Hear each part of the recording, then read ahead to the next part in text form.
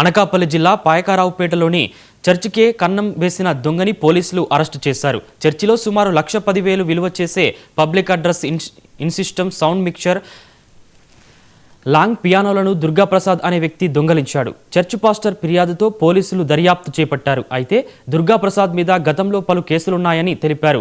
దొంగతనం చేసిన వస్తువులను తీసుకెళ్లి వస్తువులకు బదులుగా గంజాయి తీసుకువచ్చి అమ్ముతున్నట్లు డీఎస్పీ శ్రీనివాస్ వెల్లడించారు.